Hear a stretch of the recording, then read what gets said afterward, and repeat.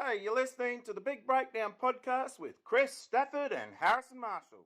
Take it away, fellas.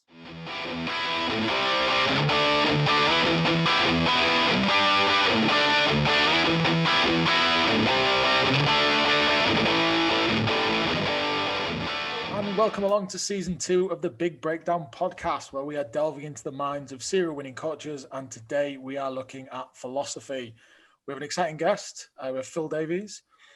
Harrison, how are you feeling about it? Good. I'm excited for this one. He's a well-travelled man, shall we say, in the world of rugby union, and yeah, I'm genuinely. It's once again we've got a stellar guest, and I'm really looking forward to it. Hopefully, it should be a stellar conversation. But no, I'm good. How are you? Good, man. I'm again excited about this, Phil. I've known Phil sort of for the last sort of year through the work here at Beckett. He's great to speak to, and I think that a lot of people, especially on this idea of philosophy, I think there'll be a lot of things that people can benefit from it. Should we get him introduced? Yes. Take it away. Phil Davies is a former Wales International and International Rugby coach. He spent most of his playing career at Llanelli, where he won the Welsh Cup 5 times and also captained the club. He earned 46 caps for Wales, starring in their Five Nations triumph in 1995. In 1996, he made the transition into coaching, taking up a role with Leeds Tykes, where he led them from National 3 to the Premiership and also guided them to a Power Gen Cup victory in 2005 and also qualified for the Heineken Cup. He's also had coaching roles with the Scarlets, Cardiff Blues, Worcester, RGC, Wales Under-20s, and coached Namibia to 2 World Cups in 2015 and 2019. He's now rejoined Leeds Tykes as he tries to take them back from National 1 up to the Championship, and he joins us today to talk about philosophy. Phil, how are you? Good, Kris. Harrison, yes. Thanks for having me. Looking forward to having a good old chat. Thanks very much. Yeah, I'm good. No, it's great to have you on, Phil. So the theme for this episode, we're looking at coaching philosophy. I think it's quite an interesting area, and I think with the experience you've got, it would be quite good to delve into that. So I think what would be good, sort of straight off the bat, if you could just sort of give us a bit of an overview of your coaching philosophy, what's in how you operate. Yeah, it's I think I've been 35 years, I think, in the game now at top level, and I've been involved at various levels underneath elite rugby, sort of championship level in England, championship level in Wales, and also the level 3. So I've got a pretty decent level of experience. As a player, I led Llanelli for 6 years, and I've been coaching for the last 20 years. So I've had a fair understanding of how to lead, and I've been coached by some brilliant coaches. I've been coached by some interesting people as well, and I've been involved with some interesting coaches as well. So over that period, I think what I've learned is it's so important to have a people-centered approach, or player-centered, if you like, development-driven, and then competition-ready. So you always know your players, or get to know your players, not just on the field but off the field, and what makes them tick, and know about their families and their work-life balance if they are semi-pro, for example, and then try to develop them. Put good monitoring, good analysis, good coaching practices in place so people can see that they're developing. Give them targets, give them ideas of what success looks like for the team, and what are the key parts they play within that, their key roles within that, and then make sure that they're ready to play in the competition, that they're ready, whether it's a Rugby World Cup or whether it's a Premiership match or a Heineken Cup match. Give them an understanding of what that competition is, and prepare them and get them ready for it. So it's people-centered, development-driven, and competition-ready. That's my philosophy. And when I put programs together, or when we put programs together, the coaching staff or the key staff at a club or an international team, those are the 3 real key elements that underpin our planning, our process, and our operational process, and then our review process, Kris. So that's it in a nutshell, really.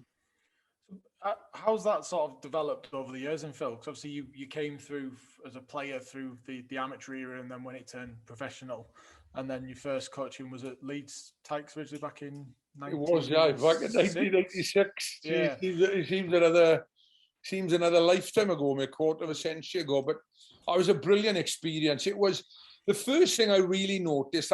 As I said, I'd led Llanelli for 6 years. During my playing career and captain Wales and all that stuff. But during that period, although you're leading and you speak to the coaches more, so you get involved in more of the sort of the strategic thinking or the outline thinking of what clubs and coaches are trying to do. You're never really involved in the planning of it. You're a recipient of that plan.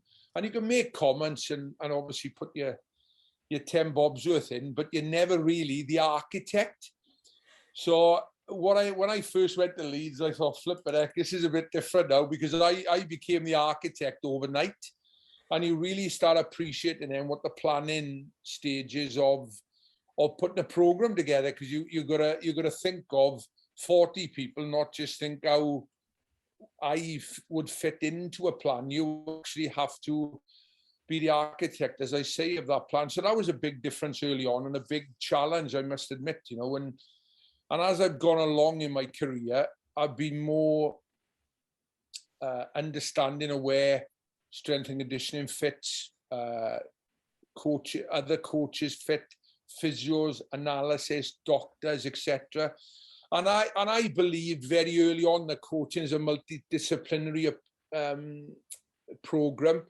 It's a holistic approach, and you can't do it in silos. You've got to do it with a key group of people, and then you do it with a wider group of people. So that's where the people-centered, development-driven and competition-supported ideas started to come from, and have sort of been cemented over the last maybe 15 years in particular.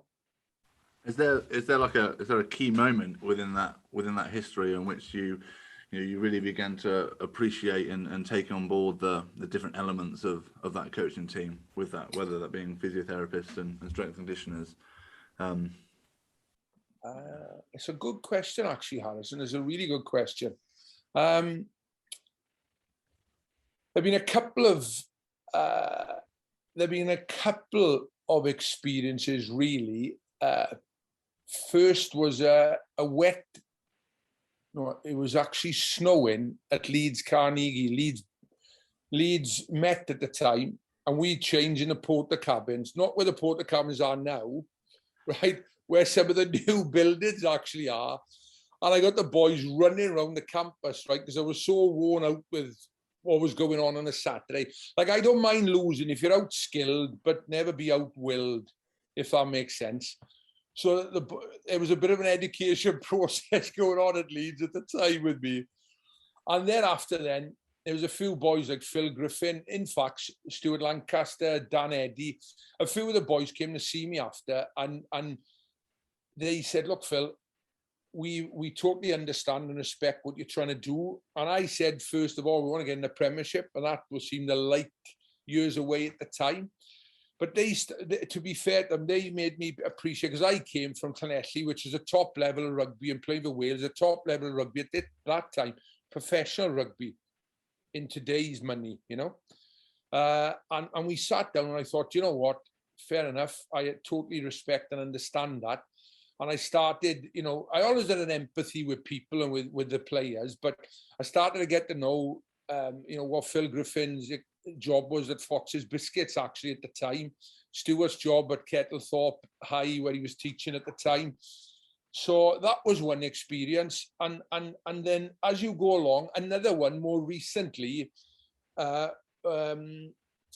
was in Africa, and where you go to a country where you have an understanding of high performance of tier 1 level might be there, where you're playing ball in play for 40 minutes, for example, to their understanding of high performance, which is club rugby, at 22 minutes ball in play. So there's a huge gap there.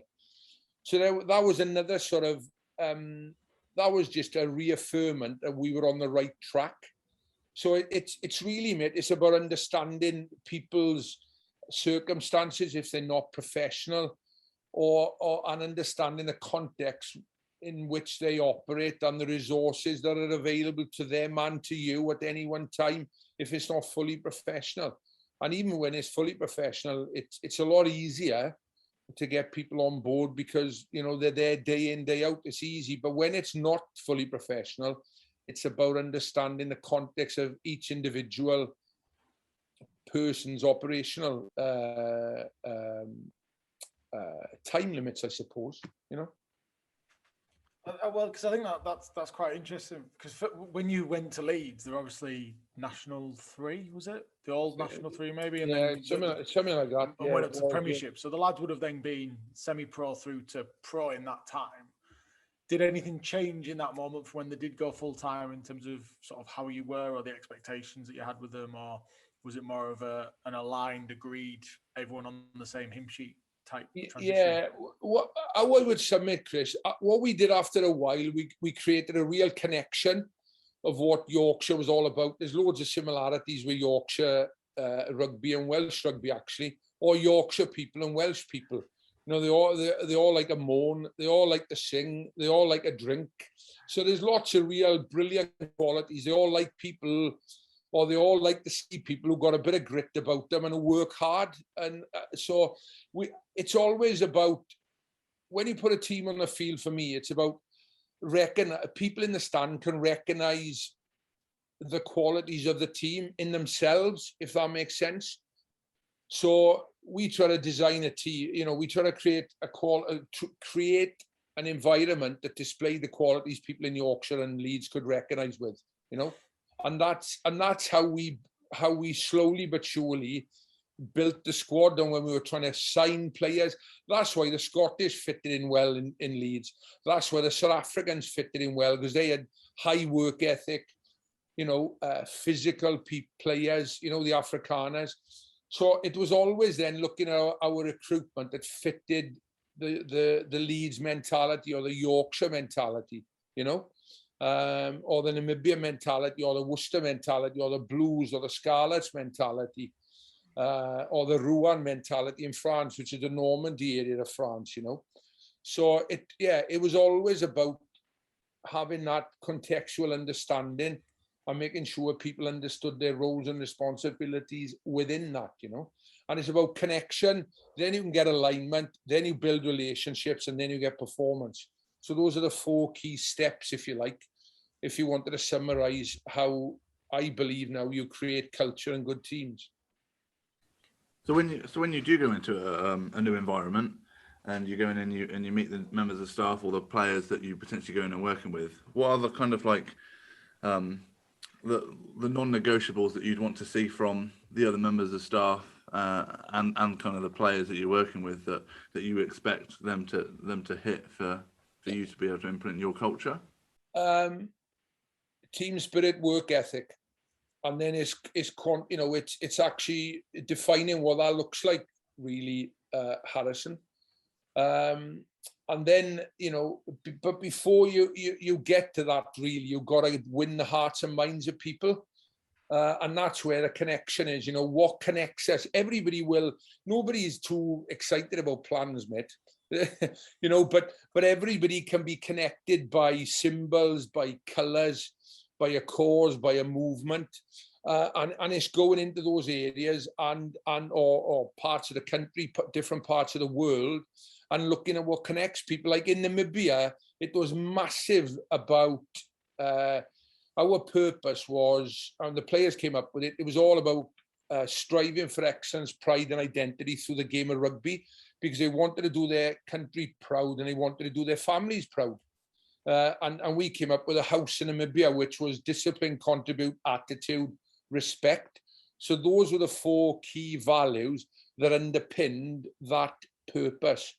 And then when it came to performance, we said, look, if we want to be creditable at the World Cup to make the country proud and make your families proud, we needed to look like this physically, and we needed to look like this technically, tactically.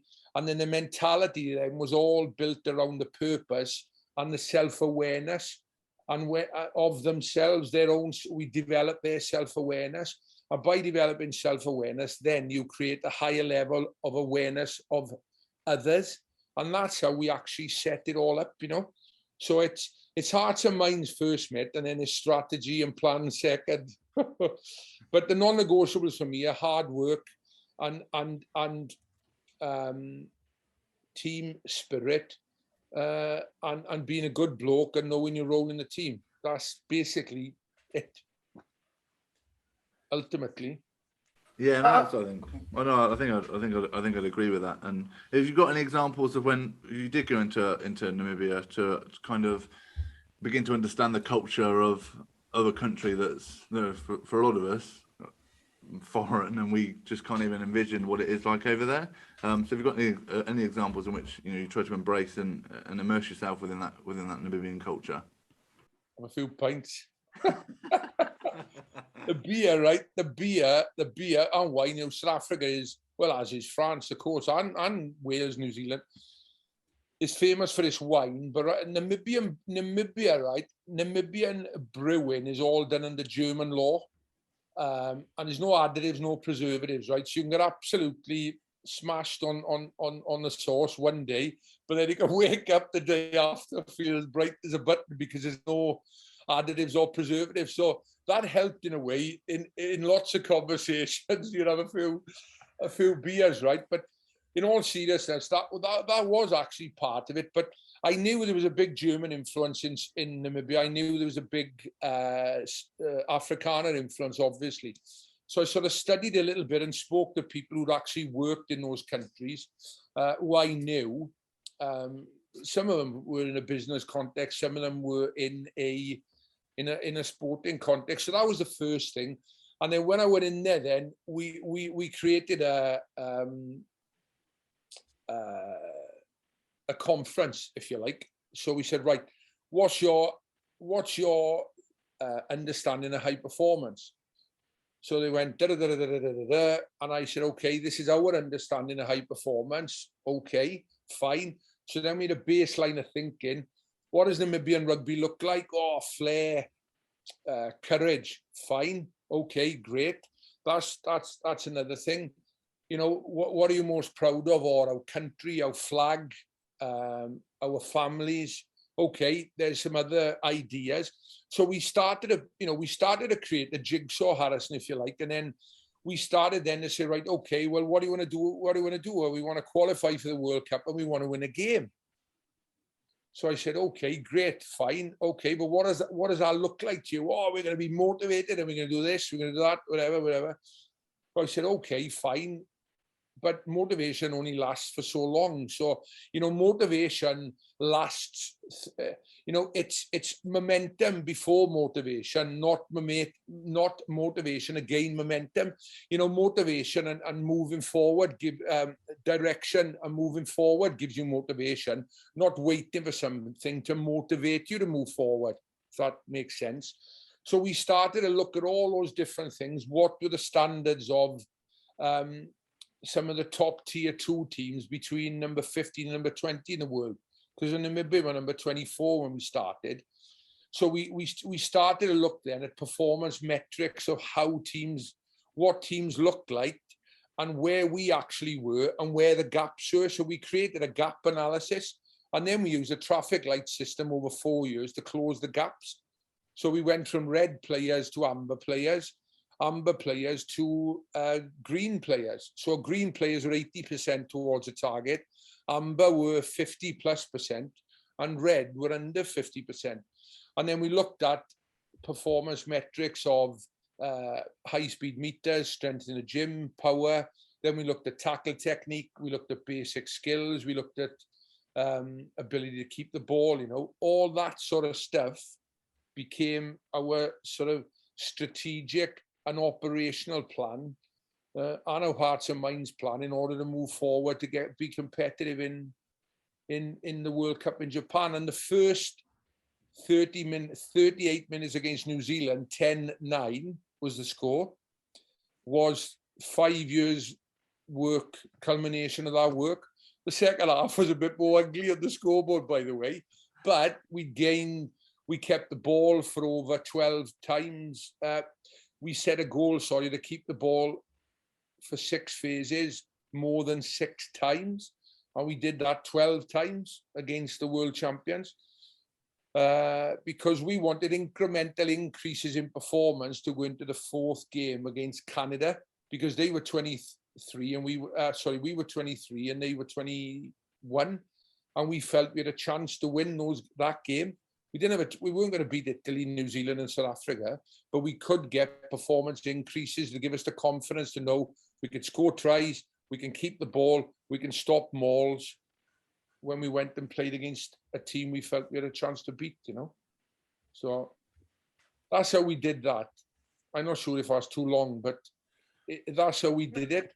We summing it up, we created a conference to get a baseline of thinking what high performance was between everybody. Then we understood what success looked like.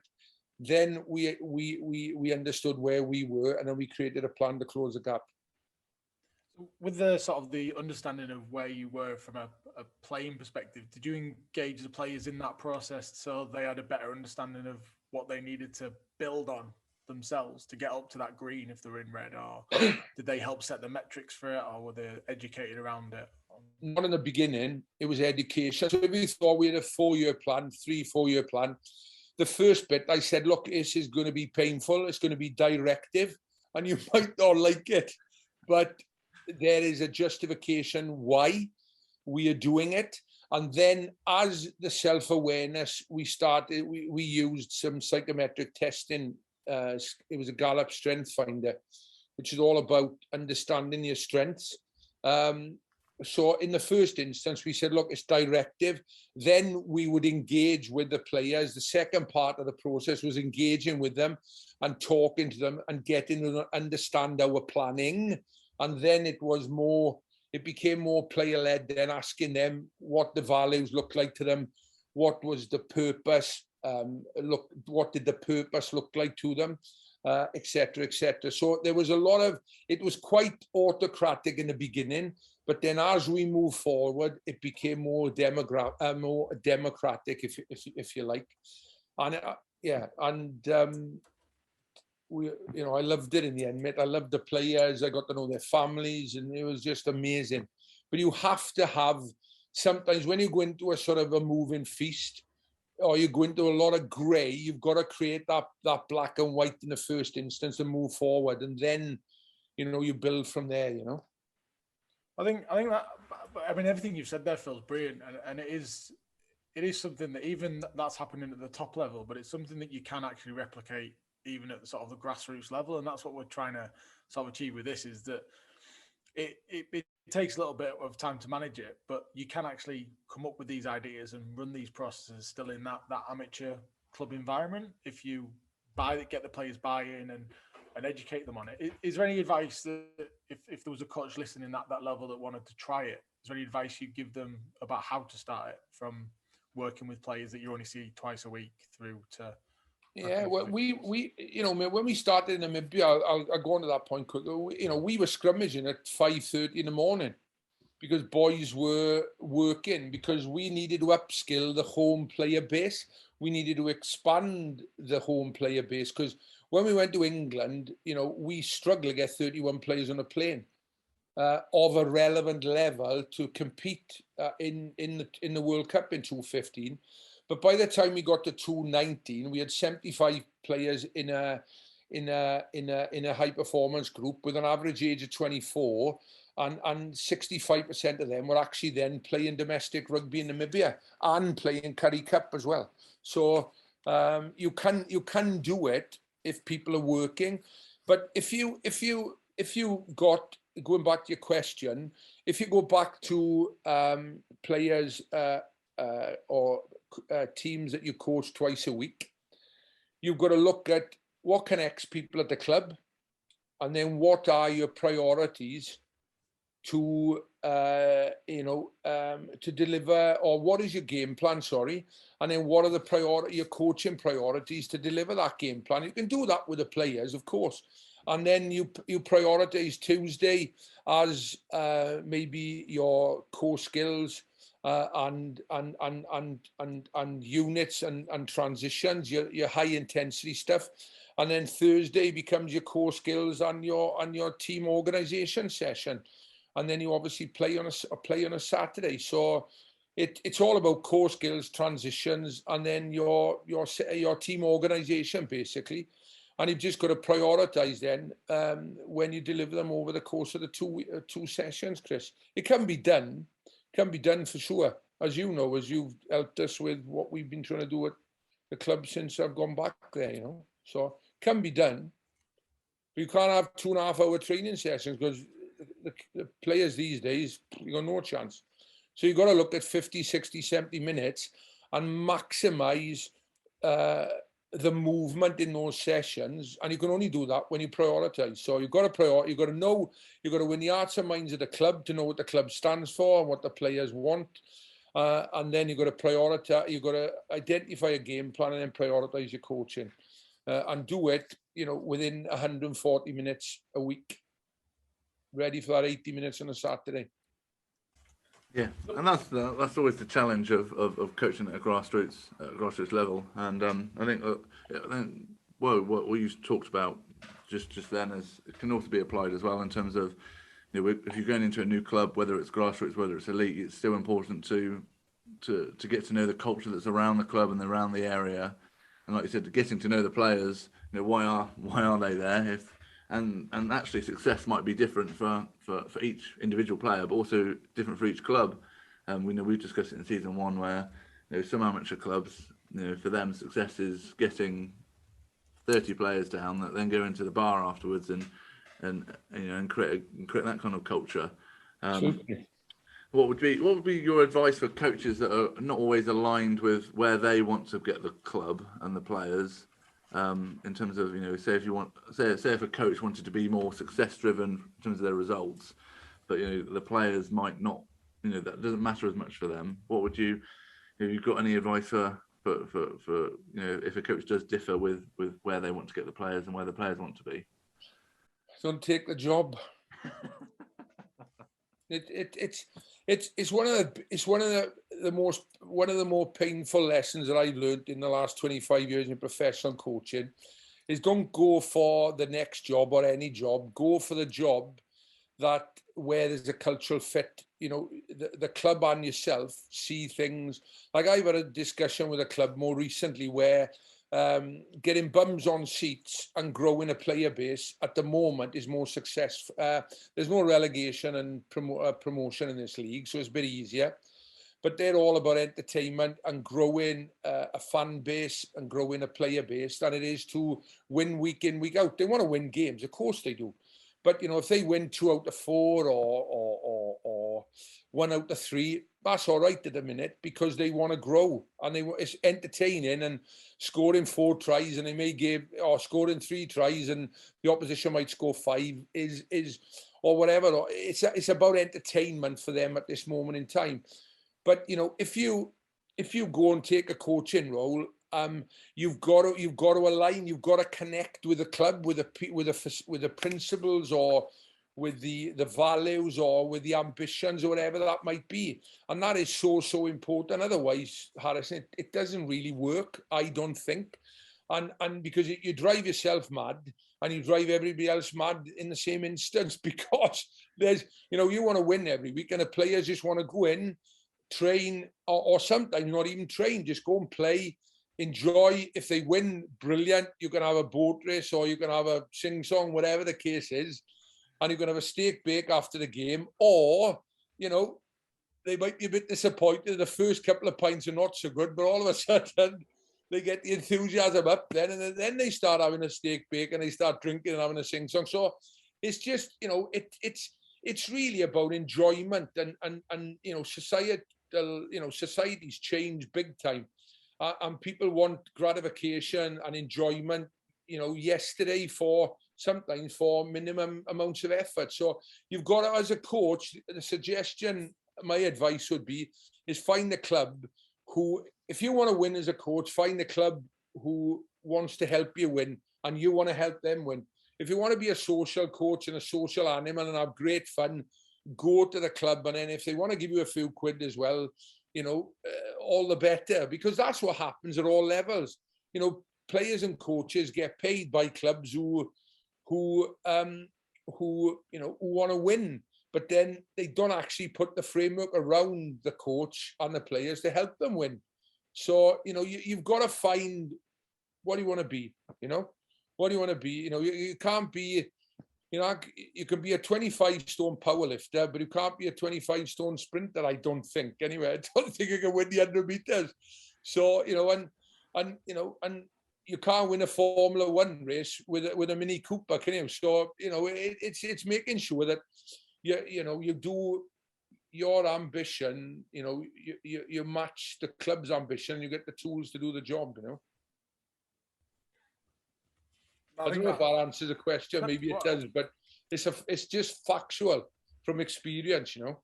I think it's great advice as well, to be fair, because again, if it goes in and you end up having that sort of battle against each other, then that's when they run the risk of players leaving, and a club is only as good if there's players there to actually play. And I think at the moment, especially coming through the pandemic, where we're starting to get the season going again in September, there's going to be a lot of players that have sort of maybe left the game or is in two minds to come back, and their first experience when they come back to the club that they've been at is going to be really important to get them going again. And keep them involved. Exactly. My first club, Seven Sisters, right? We had a youth team there, and that's how I got to play rugby, really. I played a bit in school and played for the Welsh schoolboys at under 16, but the club was responsible for me playing because they had a real good youth team. And I was playing with my mates, basically.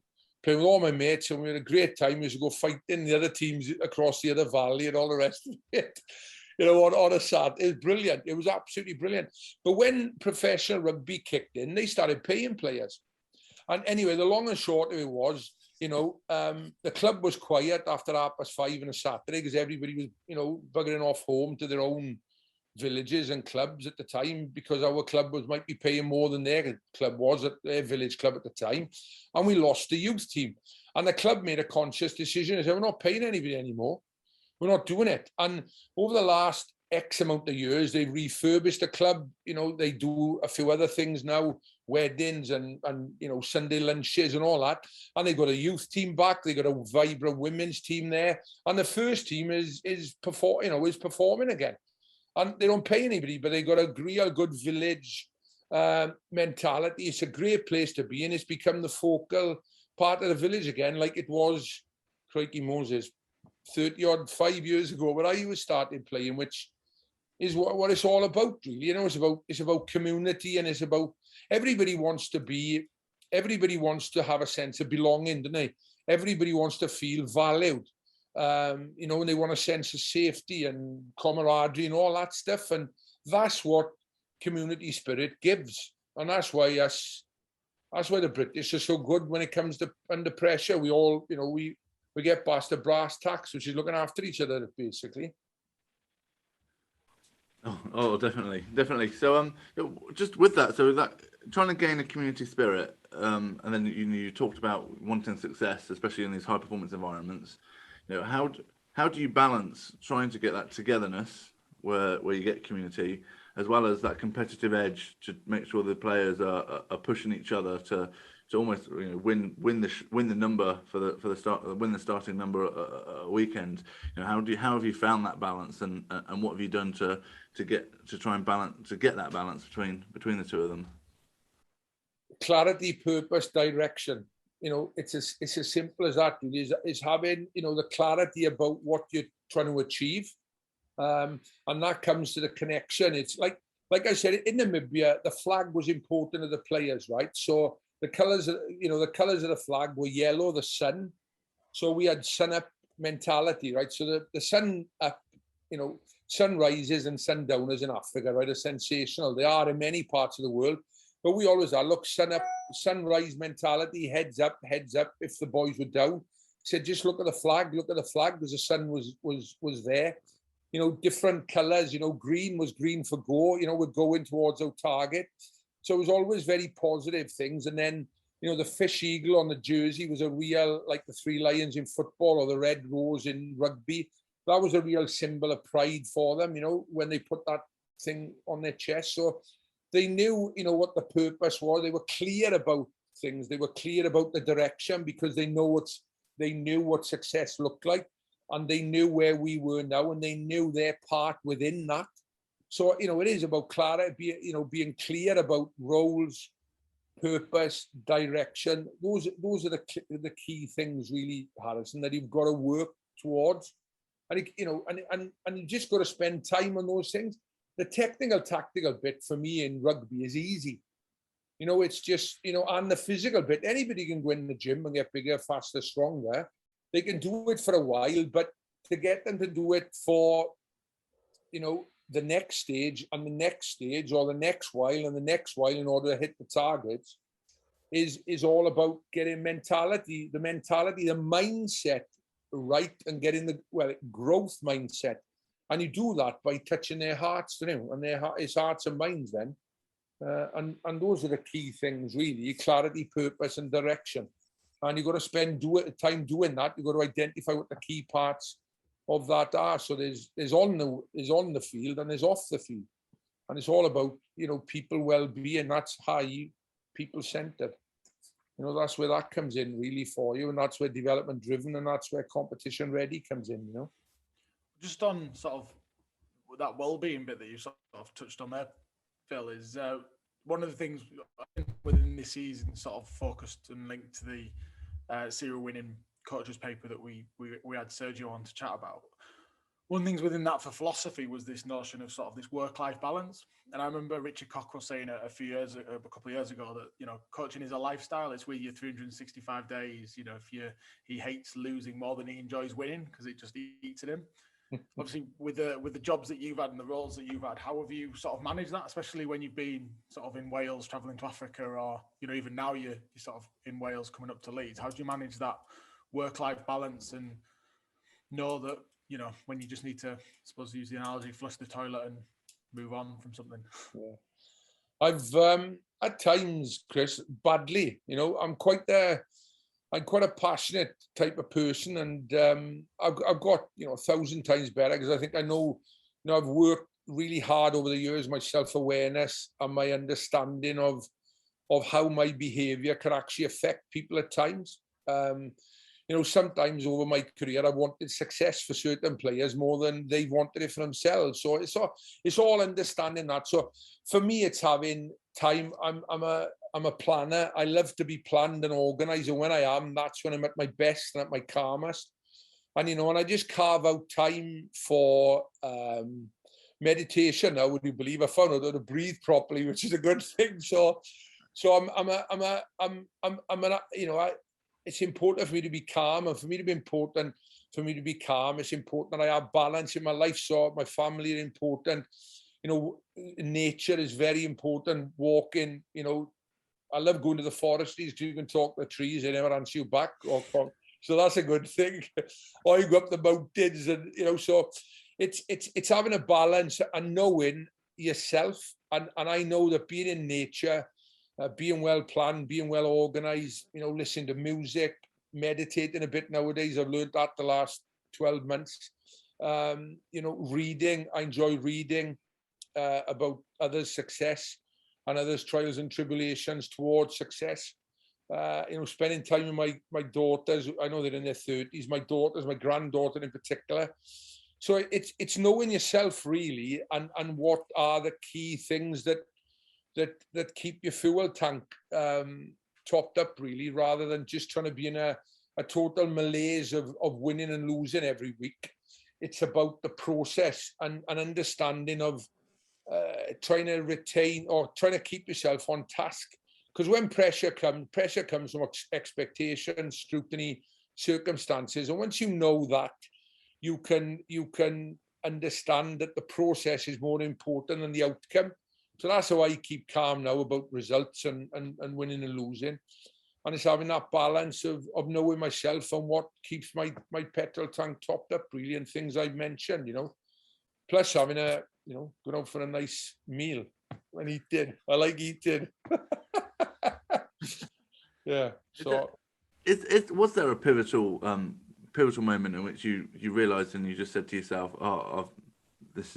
I need to start looking after myself and looking after my own, mental and physical well-being within your coaching career? Yeah, it was, I think, the first time I got sacked, really, I think that was I was mindful of it, on my time at Leeds. I learned so much my time at Leeds. When I left, I thought it was all my fault. But after periods of reflection, I realized, and when I got sacked, actually, the both experiences, I felt it was my fault, and went into a real man cave there. It was in shambles, really. But when I properly reflected on it, I realized that I couldn't control lots of things. I could control certain things, and there were certain things I wish I'd controlled a little bit more constructively at the time. And that was my learning from it. The things I realized I couldn't control and couldn't influence, I parked and put it down to experience and learned from as well. And yeah, that's when that started really, Harrison, and realizing that you can control things, you can control certain things, you can influence certain things, and you have absolutely no control over other things. And that is where the importance of finding a club and people to work with that fit your sort of approach. And you can't always have that, by the way, and you're not always in a position to be choosy either, by the way, because sometimes when you're starting off with your coaching, you've got to really suck it up and get on with certain things, particularly professionally. If you're an amateur, it's not so bad because you have a job, you have a day job, and then you have a passion job, as I call it, which is your sport, your rugby and his football. There's some amazing examples of all sorts of grassroots coaches, and I admire them immensely for the commitment they put into football, basketball, could be anything, So it's making sure that you have that understanding of yourself, and you realize that it's not all down to you. And the king is dead, long live the king, somebody told me once, and that is a brilliant statement to understand and to not take things too seriously when you're in a win and lose scenario. And it's very, very important, because it can drive you mad if you're not careful, whatever level you're trying to do, because you're passionate about it, and you've got to make sure that passion is directed in the right way to keep yourself and people around you in a safe place or a sane place, I should say. Yeah, and I think that's always a difficult balance. And I remember listening to a podcast with Chris Hoy, and he went and spoke to a psychologist. And he said, sometimes, when we get wrapped up in sport, we forget how trivial it can be sometimes. And actually, we've got to, sometimes it's better to think bigger picture. And actually, we're dealing with human beings for a start. We're dealing with ourselves as a human being. And actually, understanding the self and understanding others is more important than any other part of the sport. Like you said earlier, the technical and tactical things are the easy part of coaching rugby. There's so many good coaches that understand that element of the sport, but where coaches can progress a little bit more, it's like you just said there, can we understand ourselves, can we understand others, and actually understanding that sport is just, rugby for example is just 15 men throwing around a bag full of air, when actually when we leave the pitch, that's when the serious and the real life starts. Some cracking points there.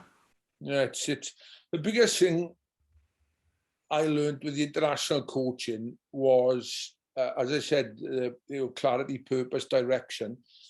And when we played New Zealand in the first game in London, and I'd known Steve Hansen for quite a number of years, and Jacques Berger, the captain at the time, knew some of the New Zealand players as well through his Saracens experience. Anyway, and New Zealand do it. I didn't know at the time, but we went for a beer with him in the dressing room, and it was brilliant. We had an amazing time. And then over the 4 years, we did a lot of stuff with World Rugby. We had people like John Mitchell, who was coaching the US. Eddie Jones was in Japan at the time. And we had Milton Haig, who was at Georgia at the time. And we had some brilliant coaches and brilliant forums. Totai Kefu, God bless him, who was with Tonga. So we had some amazing get-togethers all around the world. And you learn so much off different people. But as you were going along, the mental mindset mental health, vulnerability, those words started cropping up more and more and more and more and more. And then you started listening to what the All Blacks, particularly in the lead up to 2019, was saying, and the interviews that Steve was doing, and even some of the players. And you start realizing, you know what, you've just got to be aware of so many, different areas of, and you've got to split it. And it is, player welfare, player well-being, mental skills, mindset, that's a different thing to, well-being in a way. I know the well-being helps that. And then you've got your medical, you've got your technical, tactical, you've got your physical, and you've got your analysis, monitor, you've got all sorts of stuff. But you've really got to then start prioritizing what is important, to get the players on the pitch in the best possible physical, mental, technical, tactical state to perform. And then when they come off, you've got to give them the environment then to do it again. And that's where, as I say, the purpose, the clarity, purpose, and direction are so important. You've got to constantly be on top of that and realize that everybody has a role and a responsibility and an accountability to make the machine work. And you can't do it on your own. and anybody who thinks they can is, God bless them, they're deluded. That's where the holistic approach, the multidisciplinary approach of coaching and high performance now has never been so more important, and everybody's got to realize that. You can't say he's in charge and he's totally accountable. It's still like that, mind. It is still like that. I'm not naive enough to think it's not. However, everybody, the departmental heads, the players, everybody has a role and a responsibility and an accountability, and the head coach has got to be behind all of that and involved in all of that, and they've got to support the head coach because ultimately he carries the can. But it's a massive team effort behind, and that's what I think in the UK in particular people maybe don't want to recognise or don't understand. I don't know, but it needs to come back. It needs to get, become the forefront of people's thinking, So as a leader then, Phil, of sort of running one of them programs, how do you manage that accountability sort of downward? So if people are players, players are being involved or part of the discussions that you've had to get where you need to be, how do you find that balance between the boundaries and the accountability side with actually giving them autonomy to do stuff as well? Again, mate, that all it comes down again, clarity and direction. The purpose is there, of course, but the clarity and direction. So, if you're a player, for example, right, we live this is what we want out of our game plan. This is how we're gonna achieve it, and this is your role within it as a technical, tactical player, just as an outline framework. And then I look at it like a best version of self. Right, what is the best version of Kris Stafford I'm going to see on the field and off the field, and then you hold people to account in that respect. So you let them understand where their role is and what it looks like, and then it's up to them to deliver it. And if they're not delivering it, you just have a discussion, and then you try and help them, with certain areas that they need to get better. And then if you've got to keep having a discussion, well, it's time to say goodbye, really. And it's the same with the staff. It's the same with the staff. You agree everything with, you identify their role, you agree everything, and then you let them get on with it. I don't know about flipping strength and conditioning. Wayne Proctor he's an expert. I don't know how to diagnose, diagnosis, prognosis of injuries. I don't know. I just want to know on a match day, red, amber, green. Green, he can carry on. Amber, we keep an eye on him. Red, he's coming off.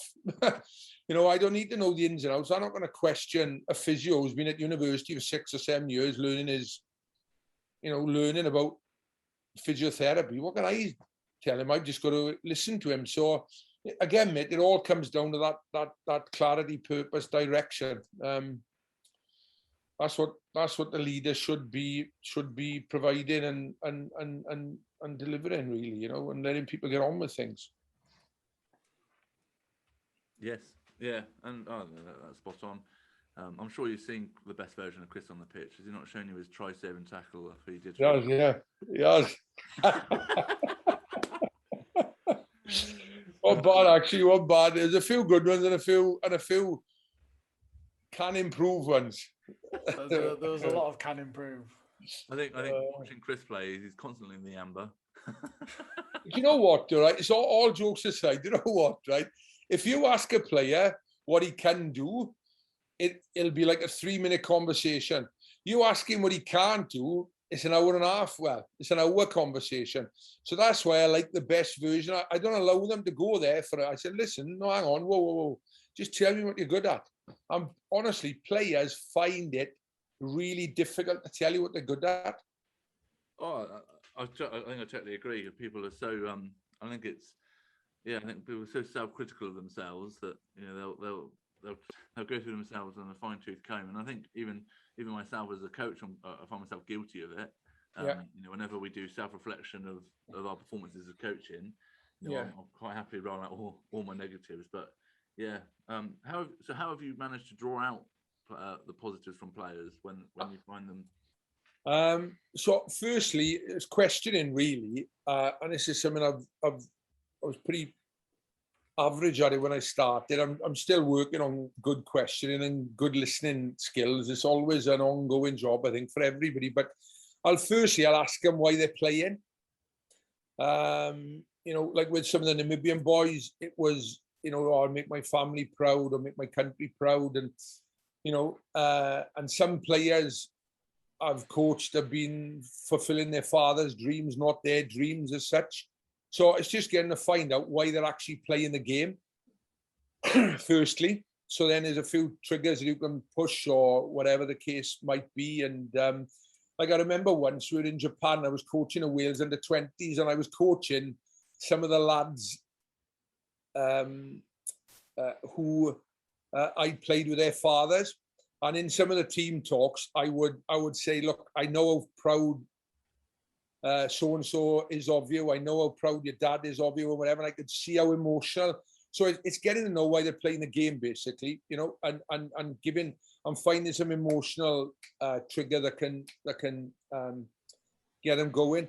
And then secondly, then is talking about, you know, when have they really enjoyed rugby the most, or have they got any particular symbol when they, you know, what really gives them a really happy feeling of, you know, of an experience they've had? Was a jersey where they played with their mates when they were in school and they had a brilliant time and they had this kit, or was it a pair of boots that somebody bought them that they felt really good in and they scored a few tries or kicked a few goals or whatever? So then it's all those personal things to find some forms of connection of why they're playing the game, and then asking them when they've really had some good experiences and what did those experiences look like when they had them. And then you go to that, as I said, then that best version, are they a good tackler, are they a good passer, whatever the case might be. So it's building really a real positive, emotional,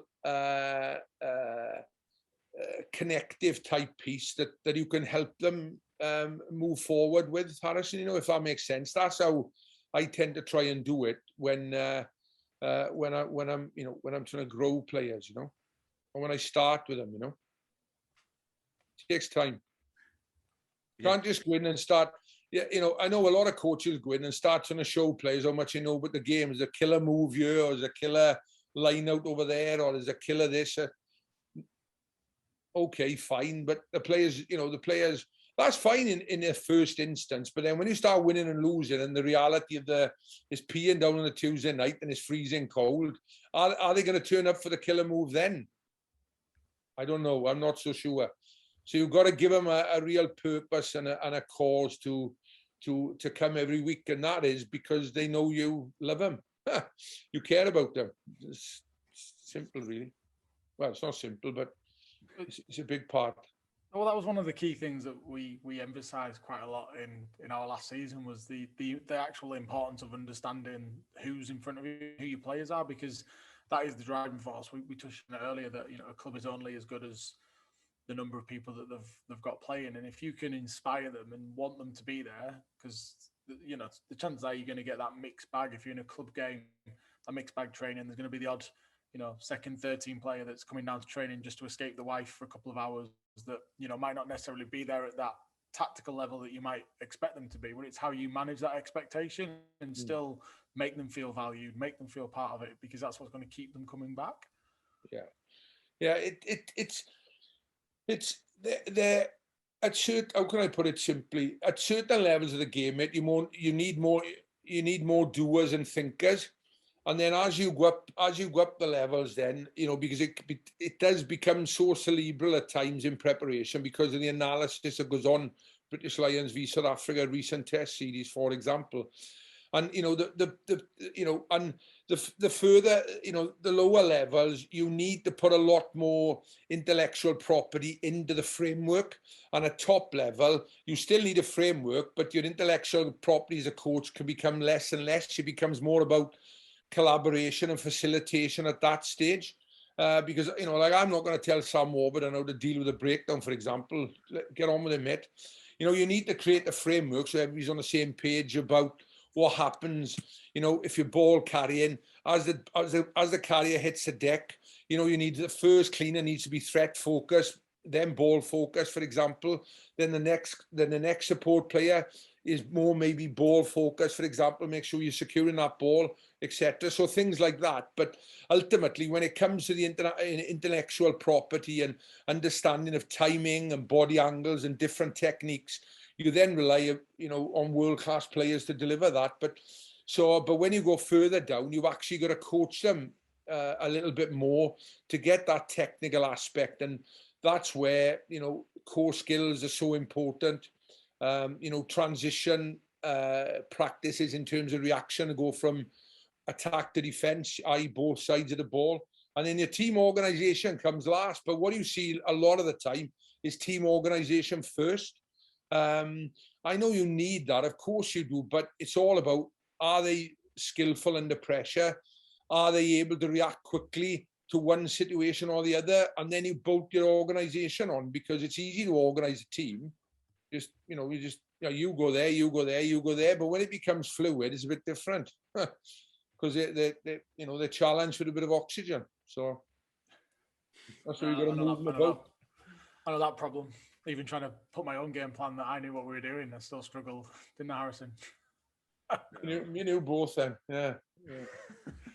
It's when Harrison left me on for 80 minutes when I not played rugby for 2.5 years. Nearly killed me.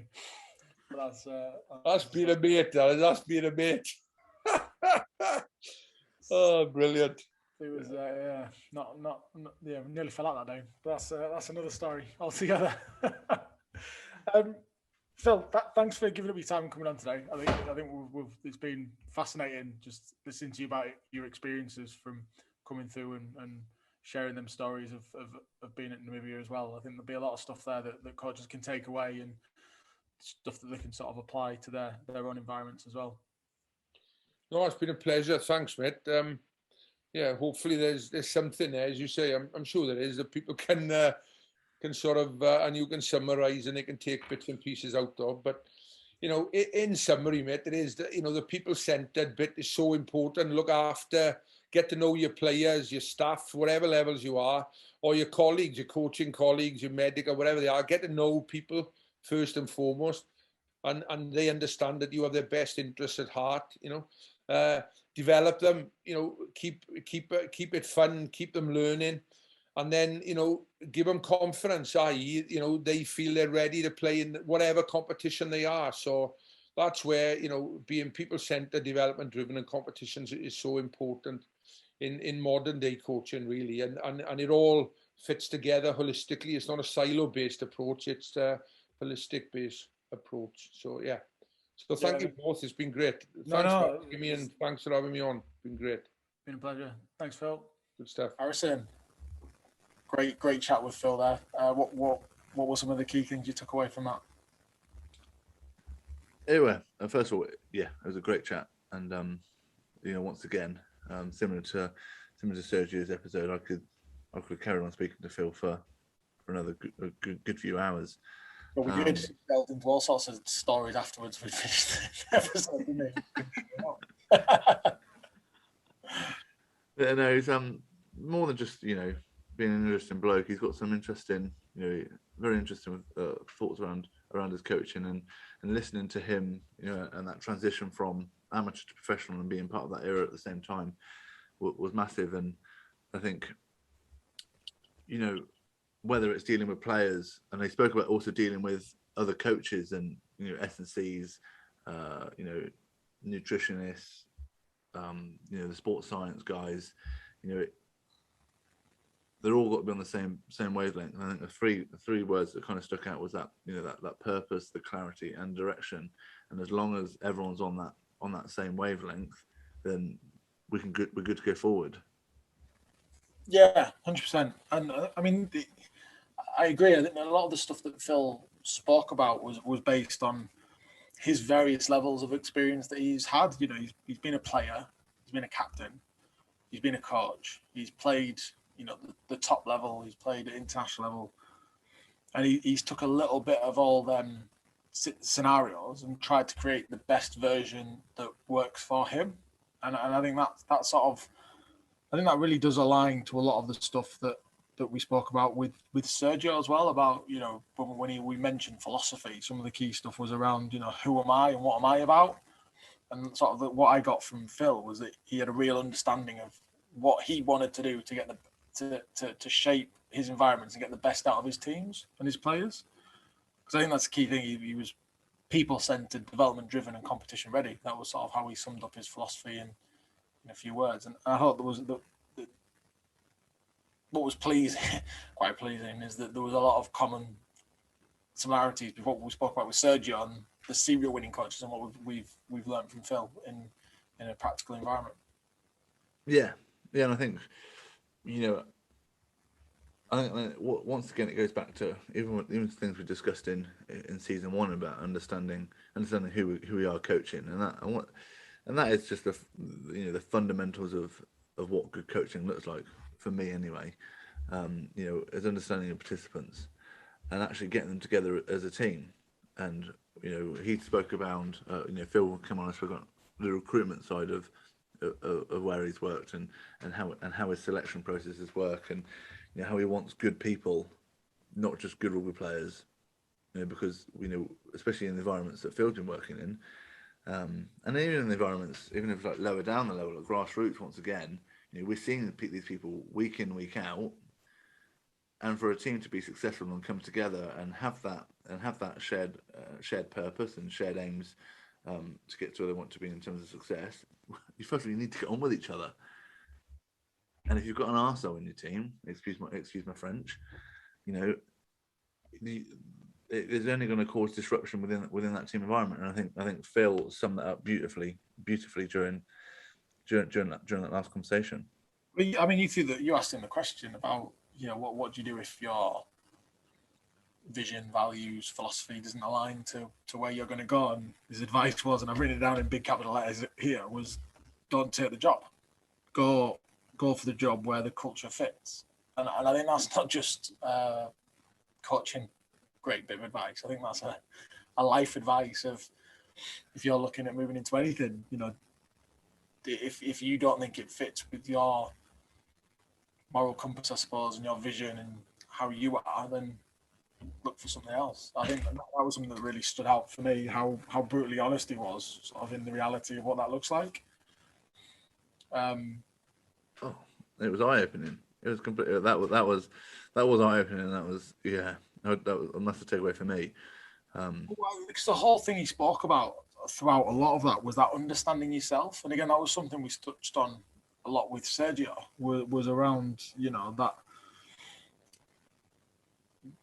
Do you understand yourself to then be able to transfer that to understand your players? And then also within that, he touched on that, connecting that to how you get the best out of the environment that you're in. Because if you can understand yourself and then you can transition that to understand your players, you can build a real successful environment. And that success can be whatever standard you set up. And that's what he did with Namibia. he came in and he sort of got their idea of what high performance was, sort of told them what his version of high performance was, met in the middle of a common ground, and then set some key performance indicators based on the things that they discussed.